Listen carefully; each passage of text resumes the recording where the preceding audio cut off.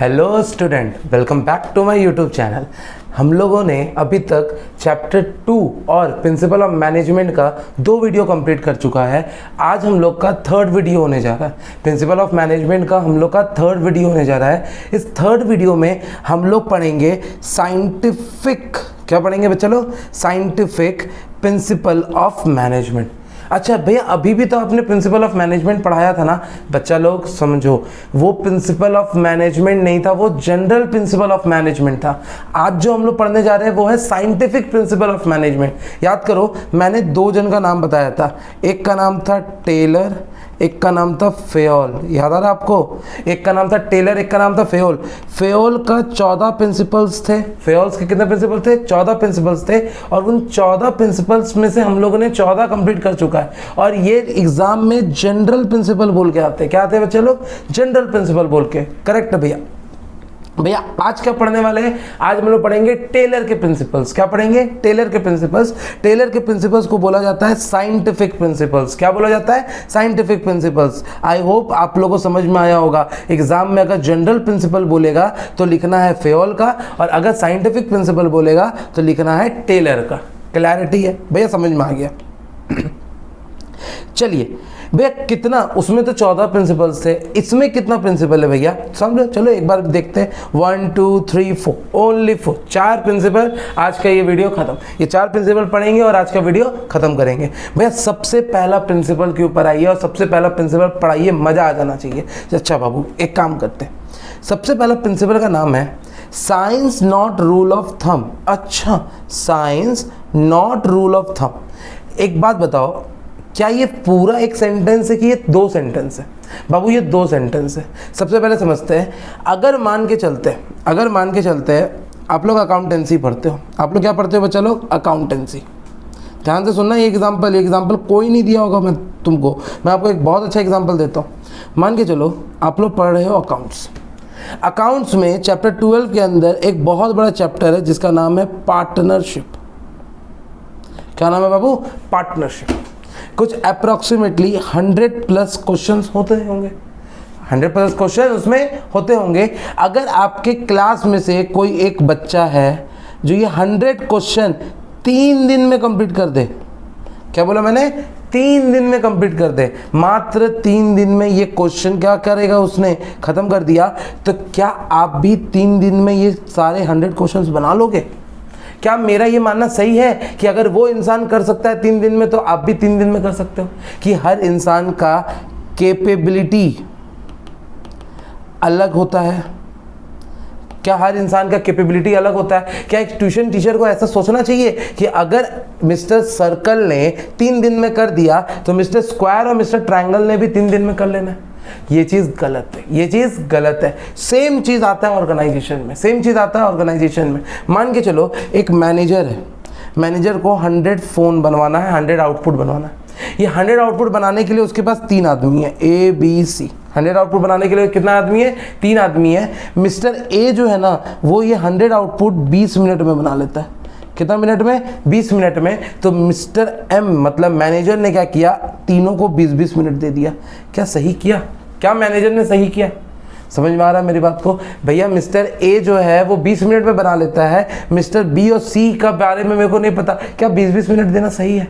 क्या हम लोगों को एवरेज लेना चाहिए? क्या हम लोग को एवरेज लेना चाहिए कि कितना परसेंट लोग कितने मिनट में बनाते हैं, उस हिसाब से हम लोग टारगेट फिक्स करेंगे। ना कि कोई एक इंसान जो कि बहुत अच्छा बना लेता है उसके हिसाब से टारगेट फिक्स करेंगे। समझ में आया मेरी बात को? यहाँ पे समझने वाली बात क्या थी, मैं आपको एक बार रिपीट कर देता हूँ, ध्यान से समझिएगा। क्या है समझने वाली बात?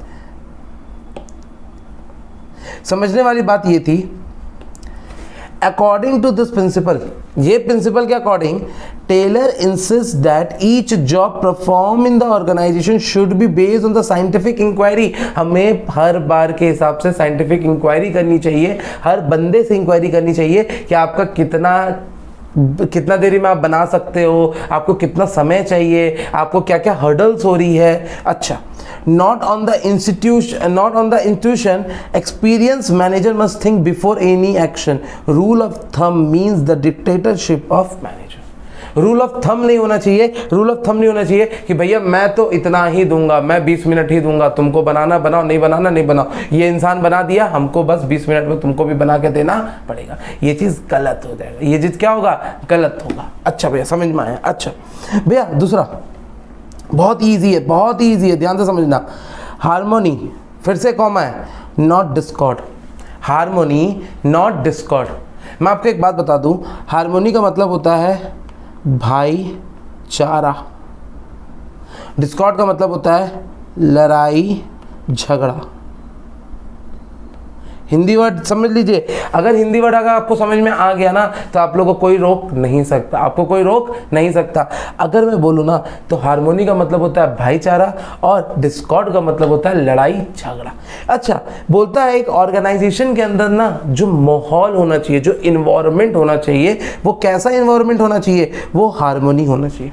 वो क्या होना चाहिए, हार्मोनी होना चाहिए, नॉट डिस्कॉर्ड। डिस्कॉर्ड नहीं होना चाहिए, हार्मोनी होना चाहिए, डिस्कॉर्ड नहीं होना चाहिए। अगर आपसे कोई कुछ मांग रहा है, कोई एडवाइस मांग रहा है या कुछ पूछ रहा है तो आपको उसकी मदद करनी चाहिए, रादर देन आप उससे लड़ाई कर लो, मेरे से क्यों पूछा, हम तुम्हारा काम करेंगे, तुम बहुत हीरो बन चुके हैं, ये सब नहीं इस्तेमाल होना चाहिए। बहुत ही ईजी था, बहुत ही ईजी था। अच्छा अंदर क्या है भैया समझते हैं। According to this principle, people who work in organization should work in harmony. बताया ऑर्गेनाइजेशन में हार्मनी होना चाहिए, which means the mutual take give and take. तुम भी मेरे को कुछ बेनिफिट दो, मैं भी तुम्हें कुछ बेनिफिट दूंगा। There are two groups in an organization, ORG का मतलब organization, workers and the management group. या तो मैनेजमेंट होगा या तो वर्कर होगा। यहाँ पे कौन सा दो लेवल ऑफ मैनेजमेंट का बात किया जा रहा है, यहाँ बात करा जा रहा है middle level and low level, middle level and low level. मेरे से पढ़ोगे तो एकदम बायोडाटा को एकदम चीर फाड़ करके पढ़ाना है, एक एक पॉइंट को समझना है कि यहाँ पे किस लेवल का बात किया जा रहा है। यहाँ दो जन का बात किया जा रहा है, एक तो लोअर लेवल का और एक तुम्हारा मिडिल लेवल का, क्योंकि टॉप लेवल हम लोग से ऐसे भी बात करने नहीं आता है। अच्छा भैया, both should work in a harmony to achieve the organizational goal. हम लोग सबको हार्मोनी से काम करना चाहिए, क्योंकि अगर हार्मोनी से काम करोगे तो तुम्हारा ऑर्गेनाइजेशनल गोल पूरा हो जाएगा। क्लैरिटी, बहुत अच्छी बात है। नेक्स्ट 4th नंबर पॉइंट में आते हैं। पहले किसमें बात आता है हम लोग, 4th नंबर पॉइंट में आते हैं। पहला बोलता है development of worker to their greatest efficiency and prosperity. भैया क्या बोला, एक बार ध्यान से सुनिए एक बार। Development of worker, not organization. Worker का डेवलपमेंट कीजिए। क्या बोला मैंने, वर्कर का डेवलपमेंट कीजिए टू देयर ग्रेटेस्ट, मतलब जितना ज्यादा हो सकता है उसको क्या बनाओ, एफिशिएंट बनाओ, और उसके प्रोस्पेरिटी को समझो। दैट मीन्स कि उसको प्रॉपर ट्रेनिंग दो, उसको समझाओ क्या करना है, उसकी गलती पे उसको डांटने की जगह उसको करेक्शन करो और उसको बताओ कि तुम कैसे काम कर सकते हो। अगर आपके ऑर्गेनाइजेशन में, ध्यान से समझो, अगर एक आर्मी है, ध्यान से समझना, अगर एक आर्मी है, ठीक है भैया, आर्मी है, आर्मी में 100 लोग हैं। कितने लोग हैं, 100 लोग में सिचुएशन ए बोलता है कि मात्र 20 जन हैं जो कि बहुत अच्छा वॉरियर है। सिर्फ 20 ऐसा जन है वॉरियर है, पहला केस में। दूसरा केस में 100 के 100 वॉरियर है। एक बार बताओ, case number A, case number B में कौन सा आर्मी अच्छा है? सब लोग का आंसर केस नंबर बी है। क्यों भैया? क्योंकि यहाँ पे सारे के सारे क्या है, वॉरियर। यहाँ से 20 के 20 क्या है, वॉरियर। वैसे ही अगर एक ऑर्गेनाइजेशन में 10 एम्प्लॉई है, अगर सारे के सारे एम्प्लॉइज एफिशिएंट निकल गए प्लस अच्छे डेवलप्ड निकल गए, तो क्या हमारा ऑर्गेनाइजेशन को भी डेवलप माना जाएगा? क्या हमारा ऑर्गेनाइजेशन को भी डेवलप माना जाएगा? हाँ भैया, डेवलप माना जाएगा। वैसे ही अगर ऑर्गेनाइजेशन को डेवलपमेंट में लेके जाना है तो हम लोग को अपने एम्प्लॉयज़ को डेवलपमेंट में लेके जाना पड़ेगा। भैया क्लियर है, बहुत सही समझ में आया। अच्छा, एक बार अंदर देखना, ये सारे मेरे हैंड रिटन नोट से एकदम बोलते हैं रिफाइन कर करके लिखा है। एग्जाम में बस इतना ही लिखना है और कुछ काटना नहीं है। हाँ, इसमें से भी अब कुछ कुछ सिलेक्शन करके मत चल जाना। जितना लिखा हूँ वो बहुत सफिशिएंट है, बहुत अच्छा तरीका से। Organization efficiency depend upon the efficiency of the worker. Organization किसके ऊपर डिपेंड करता है? वर्कर के ऊपर। Worker efficiency depend upon the proper training and their selection. हम लोग सही एम्प्लॉय को चूज कर रहे हैं कि नहीं कर रहे हैं, उसका सही तरीके से ट्रेनिंग किया गया है कि नहीं किया गया। As well as we should always organize proper training program in order to make our employ efficient. किसी भी ऑर्गेनाइजेशन में आप लोग की भैया दीदी जब भी ऑर्गेनाइजेशन में जाते होंगे तो सुने होंगे उनसे कि उनका पहला 2-3-4 महीना क्या होता है? ट्रेनिंग होता है। पहला 2-4 महीना क्या होता है? ट्रेनिंग होता है। वो ट्रेनिंग के बाद ही उन लोगों को एक एम्प्लॉय का दर्जा मिला जाता है। उससे पहले उनको ना ट्रेनी बोला जाता है। क्या बोला जाता है बच्चा? ट्रेनी बोला जाता है। उसके बाद उनको एम्प्लॉय बोला जाता है जब वो सीख जाते हैं। जब वो क्या करते हैं? सीख जाते हैं। अच्छा भैया समझ में आ गया। लास्ट क्या बोला भैया आपने? Cooperation not individualization. Cooperation not individualization. Cooperation मतलब मिल बांट के। लिख लो प्लीज बच्चा लोग, मिल बांट कर। कॉपरेशन का मतलब होता है मिल बांट कर।